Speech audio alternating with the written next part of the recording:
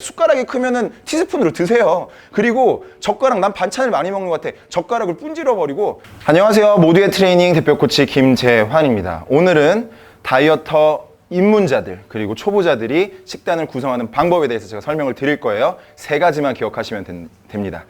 지속 가능한지, 그리고 실천 가능한지, 그리고 효과가 있는지. 효과가 있는지는 사실 건강이랑도 연결이 돼요. 이 세 가지가 가장 중요합니다. 근데 원푸드 다이어트, 뭐 1일 1식, 그 다음에 굶는 다이어트, 여러 가지 다이어트 방법들이 있는데 그런 방법들은 왜 문제가 있는지 이 세 가지를 대보면 바로 답이 나옵니다. 첫 번째, 원푸드 다이어트는요, 한 가지 음식을 먹는다예요. 물론 건강한 음식을 먹으면 좋겠죠. 연두부 다이어트, 뭐 두부 다이어트, 이런 단백질을 먹으면서 이렇게 다이어트를 할 수도 있고, 또는 먹고 싶은 걸 먹으면서 할 수도 있어요. 햄버거를 먹을 수도 있고. 자, 그럼 실천 가능하냐, 지속 가능하냐?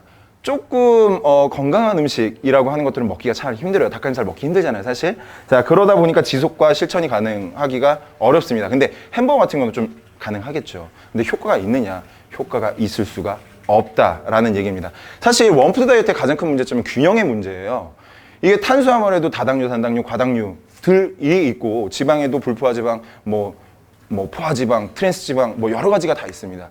비타민, ADK, 뭐 수용성 비타민, 지용성 비타민, 무기질에도 뭐 칼륨, 나트륨, 뭐 너무 많아요. 마그네슘도 많고. 자, 근데 이 영양소가 그냥 조그만한 음식 안에 한 두세 가지만 들어있다 생각을 해보자고요. 그러면은 내가 가지고 있어야 할 영양분이 공급이 안 되기 때문에 뭔가 말도 안 되는 다이어트라고 보시면 됩니다. 너무 잔인하잖아요. 이건 내 몸을 사랑해야지 이런 잔인한 방법을 가지고 우리가 다이어트를 해선 안 되잖아요. 그렇기 때문에 이 균형을 맞춰야 되는데 못 맞추기 때문에 문제가 생긴다. 자, 그리고 굶는 다이어트들도 많이 하시는 것 같더라고요. 물론 효과는 있을 수 있겠죠. 어떤 효과가 있냐? 체중은 감량이 될 수가 있습니다. 근데 지속할 수가 없어요. 평생 굶고 사실 건 아니시잖아요. 우린 먹을 권리가 있고 맛있는 거 먹을 때 또 스트레스를 풀리잖아요. 그렇기 때문에 먹어야 되는데 이게 효과가 있으니까 자꾸 안 먹게 되려고 하는 습성이 있거든요. 자, 그렇다면 이런 부분들은 어떤 문제가 생기냐면 요요의 현상이 생긴다는 겁니다.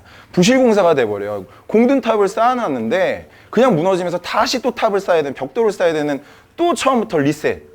이거는 너무 체력 낭비고 이건 지름길이 아니란 얘기예요. 그러니까 효과가 있을 수가 없다. 자, 그리고 뭐 조금 보완해서 1일 1식 괜찮지 않나요? 균형 잡혀서 딱 한 끼만 먹고 양도 조절하고 양질의 균형을 맞춰가지고 딱 한 끼만 먹으면 되지 않나요? 이런 다이어트 방법들도 있는데, 사실 우리 몸의 체계는 뭐 뇌도 되게 중요하고요. 그 다음에 호르몬의 기능도 되게 중요합니다. 근데 우리가 먹는 욕구를 조절하는 호르몬도 있고, 그 다음에 식욕을 억제하는 또 호르몬들도 있어요. 자, 그래서 이 렙틴이랑 그렐린이라는 호르몬이 잘 작용해 대줘야 되는데, 쉽게 설명드리면 수도꼭지 같은 거예요. 물이 필요할 때는 열어줘야 되고, 그 다음에 필요하지 않을 때는 잠가주는 수도꼭지 역할을 해줘야 되는데 그 기능이 무너져 버린다는 얘기예요. 그렇게 되면 나는 멈춰야 되는데 멈추지도 못하고, 먹고 싶은데 물을 틀지도 못하는 이러한 현상이 발생이 되면서 지속할 수가 없습니다. 그래서 지속 가능, 실천, 효과 다 떨어지기 때문에 이 세 가지 다이어트는 추천하지 않는다. 그래서 제일 중요한 식단을 구성하는 방법에서 이 세 가지 조건을 꼭 기억을 해주셔야 되고요. 그러니까 중요한 거는 알고 있다는 거예요. 초콜릿 먹으면 되냐 안 되냐, 콜라 먹으면 되냐 안 되냐, 닭가슴살 먹으면 되냐 안 되냐, 오이, 토마토 좋아요 안 좋아요, 물어보면 다 나오거든요, 답은. 근데 다만 뭔가 특별한 방법이 있을 것 같으니까 뭔가 그 방법에 대해서만 자꾸 생각을 하려고 해요. 그게 잘못된 겁니다. 조건은, 제가 말씀드린 조건은 실천, 그 다음에 지속, 효과에 대한 부분, 건강에 대한 부분을 꼭 고려를 하되, 뭐가 가장 중요하냐면 다이어트를 왜 하는지가 굉장히 중요한 거예요. 이 동기부여가 모든 것들을 완성을 시켜줍니다. 자, 쉽게 말해서 운동을 왜 하고 식단 조절을 왜 해야 되는 거죠? 이 스트레스 받고 힘든 걸 왜 해야 되는지가 여러분들 스스로한테 물어봐야 된다는 얘기죠. 끊임없는 전쟁을 합니다, 몸은요. 먹고 싶은 욕구와 그 다음에 자제하고 절제하는 그 아군과 적군의 치열한 싸움이 이루어져요. 근데 다만 먹는 순간 앞에서 그걸 조절하지 못하고 접시가 비워져 있을 땐 내 아군들이 패배를 하는 것과 동일한 겁니다. 자, 왜 패배를 할까요? 먹는 욕구가 강해서예요.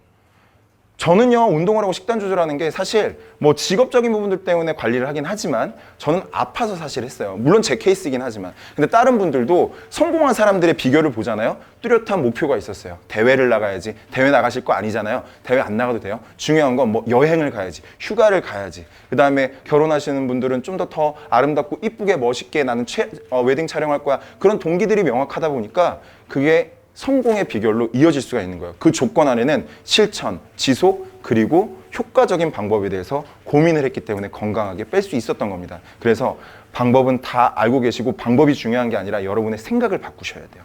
그 생각을 바꾸는 순간 이미 바뀌어 있다는 것을 아마 여러분들이 경험하시게 될 거예요. 제일 중요한 거 정리 한번 해드릴게요.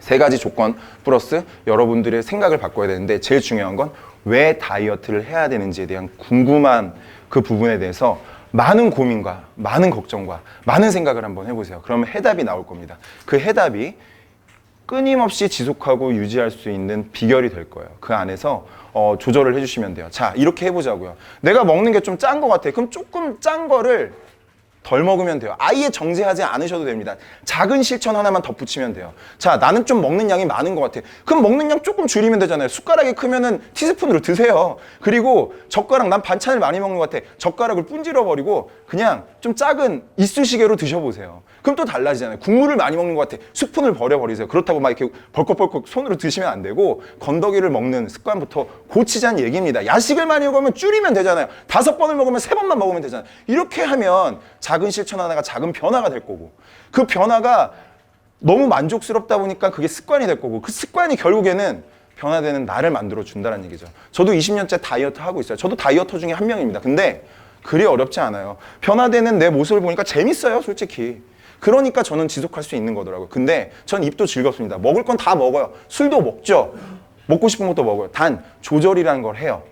어떻게? 지속 가능한 그리고 건강한 효과가 있는 그 다음에 실천 가능한 제 방법대로 가지고 가고 있습니다. 자, 뭔가 솔루션이나 방법이 소개되지 않아서 아쉬움이 될 수는 있겠지만 댓글이나 또는 뭔가 문의를 남겨주시면 제가 그 부분에 대해서 좀 디테일한 부분을 차근차근 하나하나 설명드리도록 할게요.